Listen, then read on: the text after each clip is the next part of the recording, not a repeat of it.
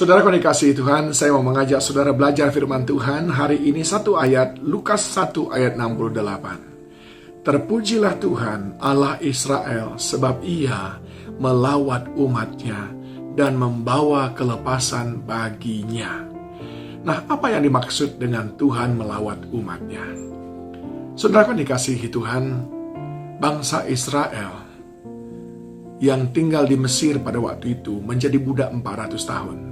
Lalu Alkitab berkata, mereka berseru-seru dan berseru-seru meminta pertolongan Tuhan karena mereka tertindas. Mereka betul-betul diperlakukan dengan tidak baik sebagai budak. Lalu Tuhan melawat umatnya dan Tuhan melepaskan mereka dan memberikan keselamatan bagi mereka. Lalu Tuhan membawa mereka ke tanah Kanaan, tanah yang berlimpah susu dan madunya. Pengertian pertama, dilawat Tuhan berarti Tuhan memberikan kita keselamatan. Kita yang selama ini tidak mengenal Dia menjadi mengenal Dia. Kita yang selama ini tidak mengenal jalan keselamatan menjadi mengenal jalan keselamatan. Begitu juga dengan bangsa Israel ketika dibuang ke Babel 70 tahun lebih. Maka umatnya berseru-seru kepada Tuhan dan mereka pun dilepaskan.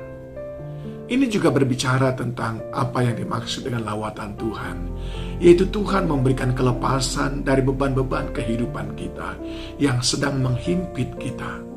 Tuhan sedang memberikan kita mukjizat untuk bisa menolong kita dari keterpurukan kita. Dan yang ketiga, saudaraku, apa yang dimaksud dengan Tuhan melawat umatnya? Saudara ingat kisah para rasul yang menceritakan tentang dua rasul yang ditangkap. Lalu umat Tuhan berdoa di sebuah rumah dengan bersepakat mereka berdoa bersama-sama. Maka Alkitab mengatakan goyanglah tempat mereka berdoa. Mereka mengalami lawatan Tuhan. Yang ketiga adalah lawatan Tuhan berbicara tentang gerakan Roh Kudus, manifestasi Roh Kudus yang nyata. Di loteng Yerusalem 180 orang murid mengalami lawatan Tuhan.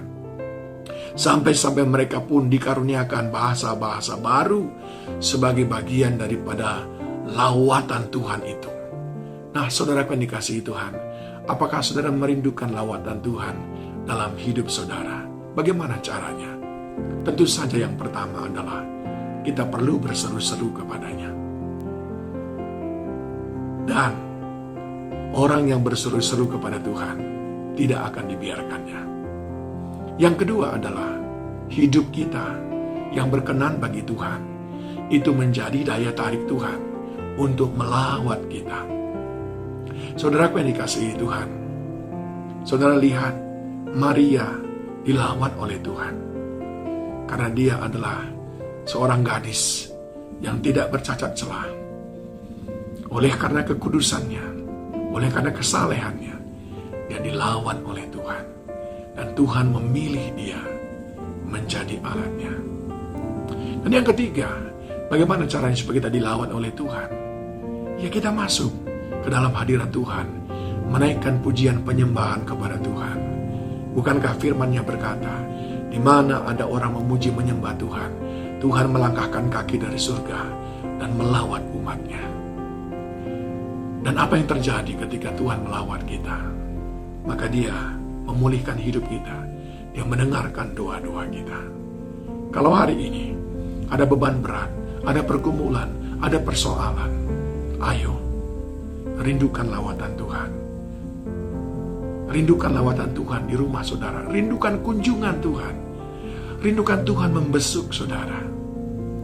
Maka Dia akan melakukan bagiannya. Selamat mengejar lawatan Tuhan. Tuhan memberkati.